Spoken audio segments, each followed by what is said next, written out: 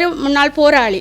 நான் விடுதலை புலி போராட்டத்திலே மருத்துவராக கடமையாற்றியுள்ளேன். புலிகள் என்ற பெயர் எந்த நேரத்திலேயும் மங்கி போகிவிடக் கூடாது என்ற ஒரே ஒரு காரணமும், நாங்கள் எங்களுடைய கட்சியினூடாக மன்னார் வைத்தியசாலையிலே நாங்கள் ஒரு விசாரணையை மேற்கொண்ட போது 6 தாய்மாருக்கான பிரசவம் அங்கே நடைபெற்றிருக்கிறது. மக்களாகிய நீங்கள் எந்த ஒரு முடிவையும் எடுத்து அந்த இடத்திலே ஆர்ப்பாட்டங்களை செய்து ஒரு பிரச்சனைகளை கொண்டு வந்து வைத்தியசாலைகளை மூடி இழந்து நிற்கும் ஒரு தாயை போல் பல தாயை இழக்க வேண்டி வரும். ஒவ்வொரு அமைப்புகளும் அரசியல்வாதிகளும் நீங்கள் சிந்தனையில் கொள்ள வேண்டியது, உங்களுடைய அரசியலை உங்களோடு மாத்திரம் வைத்திருங்கள். நிரூபிக்க முடியாமல் அவர் 13 நாள் சிறையிலே அடைக்கப்பட்டவர். வெளியில வந்தோன்னு என்ன சொன்னவர்? தான் மக்களுக்காக சிறை சென்றேன் என்று. வைத்தியர்களுக்கு அதுக்குரிய தண்டனை கிடைச்சிருக்கணும், எதுவுமே கிடைக்கல. அங்கே அந்த குற்றச்சாட்டு வந்து எங்க நீதிமன்றத்தில் எடுபடல, பொய் குற்றச்சாட்டாக அங்கே நிரூபிக்கப்பட்டிருக்குது.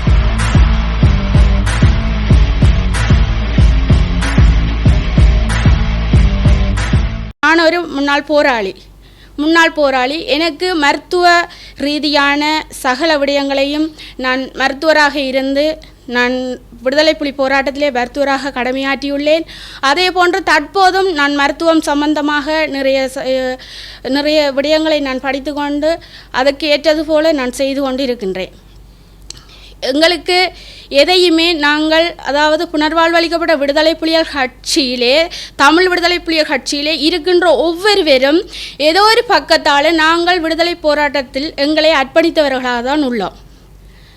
அர்ப்பணிப்புகளுக்கு மத்தியிலே இந்த மக்களுக்கு முன்னிலையிலே நாங்கள் எங்களுடைய போராட்ட வரலாற்றை நாங்கள் ஒவ்வொரு முறையும் நாங்கள் கூறிக்கொண்டு எங்கள் தேவைகள், அதாவது இந்த கட்சியை நாங்கள் உலக நாட்டுக்கு கொண்டு வர்றதுக்கு முக்கிய காரணம் புலிகள் என்ற பெயர் எந்த நேரத்திலேயும் மங்கி போகிவிடக் கூடாது என்ற ஒரே ஒரு காரணமும், இந்த கட்சியை கொண்டு எப்படியாவது எங்கள் உலக நாட்டுக்கு தெரியப்படுத்தி இந்த நாட்டிலே நாங்கள் தலை நிமிர்ந்து நிற்க வேண்டும் என்ற அந்த ஒரு குறிக்கோளோடும் நாங்கள் உங்கள் முன்னிலையில் சமூகம் கொடுத்துள்ளோம். அதே போன்று இன்றைய நாளிலே நாங்கள் உங்களோடு சில விடயங்களை பகிர்ந்து கொள்ள விரும்புகின்றோம்.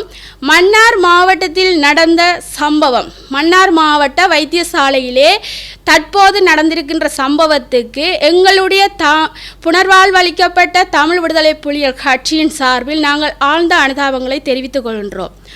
அது மாத்திரமல்ல, நாங்கள் எங்களுடைய கட்சியினூடாக மன்னார் வைத்தியசாலையிலே நாங்கள் ஒரு விசாரணையை மேற்கொண்ட போது அங்கிருந்து எங்களுக்கு கிடைக்கப்பட்ட தகவலின்படி நாங்கள் அதாவது அன்று அந்த சம்பவம் நடந்த அன்று 6 தாய்மாருக்கான பிரசவம் அங்கே நடைபெற்றிருக்கிறது. அதில் ஒரு தாயார் அந்த இடத்திலே மரணம் நடந்திருக்குது. அந்த மரணம் நடக்கிறதுக்கு இன்று வரை என்ன காரணம் என்று இன்று வரை தெரியவில்லை. மரணம் நடந்த அன்று, அதாவது மரணம் நடந்து அடுத்த நாள் எமது நாட்டின் ஜனாதிபதி அவர்களாலும் வடக்கின் குழுவினராலும் 2 குழுக்கள், விசாரணை குழுக்கள் அனுப்பப்பட்டிருக்குது மன்னார் மாவட்டத்துக்கு. இன்னும் அந்த விசாரணை நடைபெற்று கொண்டிருக்கின்றது. அதுக்கான தீர்வு இன்னும் பெறவில்லை. இத்தோடு மன்னார் மாவட்டத்தில் 2வது மரணம், தாயின் மரணம் 2வது மரணம் இடம்பெற்றிருக்கின்றது. ஒன்று சிந்துஜா தாய். அவருடைய மரணத்துக்கு உடனடியாக அதாவது விசாரணை குழு அனுப்பப்பட்டு விசாரிக்கப்பட்டு அதற்கான விசாரணை இன்று வரை நடைபெற்று கொண்டிருக்கின்றது. அந்த விசாரணையிலே குற்றம் எங்கே இருக்கின்றது என்று கண்டுபிடிக்கப்பட்டு இடைநீக்கம் செய்யப்பட்டிருக்கின்ற வைத்தியர் சாதியர் இடைநீக்கம் செய்யப்பட்டிருக்கிறாங்க. அதற்கான முடிவெடுத்தவர்கள் இன்று நடைபெற்று கொண்டிருக்கின்ற இந்த ஆர்ப்பாட்டங்கள், அது மாத்திரமல்ல, இன்று மக்கள் இதெல்லாம் பாதிக்கப்பட்டு கொண்டிருக்கின்றார்கள். அன்றைய நாளில் 6 பிரசவம் நடந்திருக்கிறது. ஒரு பிரசவம் அந்த இடத்திலே மரணத்தை சந்திச்சிருக்கிறது. ஆனால் அந்த மரணம் நடந்ததற்குரிய விசாரணைகள் இன்னும் முடிவடையவில்லை. முடிவடையாமல் மக்களாகிய நீங்கள் எந்த ஒரு முடிவையும் எடுத்து அந்த இடத்திலே ஆர்ப்பாட்டங்களை செய்து ஒரு பிரச்சனைகளை கொண்டு வந்து வைத்தியசாலைகளை மூடி அந்த இடத்தில் ஒரு அசௌகரியம் இல்லாத ஒரு வேலைகளை நாங்கள் செய்து கொண்டிருக்கும் போது அங்கு பாதிக்கப்பட போது மக்கள் 2 நாள் அந்த இடத்திலே வைத்தியசாலை பூட்டுமாக இருந்தால் இன்று நீங்கள் இழந்து நிற்கும் ஒரு தாயை போல் பல தாயை இழக்க வேண்டி வரும். இன்று மழை காலம், அந்த இடத்திலே பல வருத்தங்கள் சுயினங்கள் ஏற்படலாம். வயது போனவர்கள் இருப்பார்கள், குழந்தைகள் இருப்பார்கள். அப்போ அவர்களுக்கு உடனடியாக வைத்தியம் நடக்கணும் என்றால் அந்த வைத்தியசாலைக்கு தான் கொண்டு போகணும்.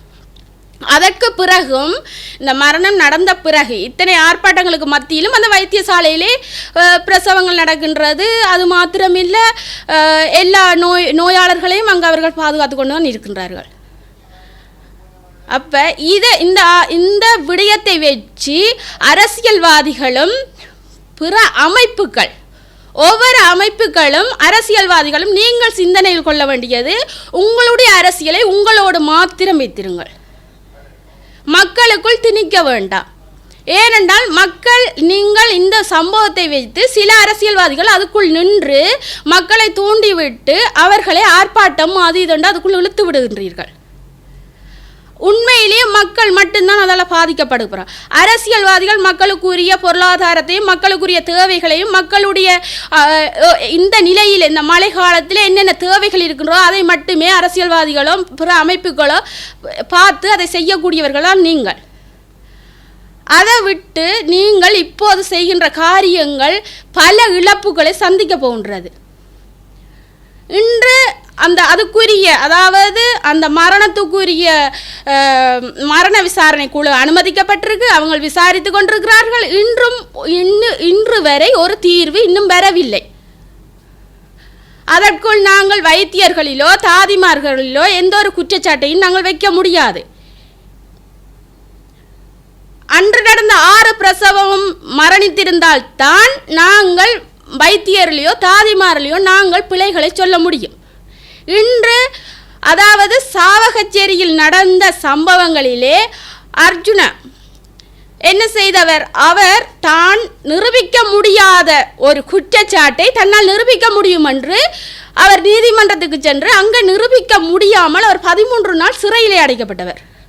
வெளியில் வந்தோன்னு என்ன சொன்னவர், தான் மக்களுக்காக சிறை சென்றேன் என்று.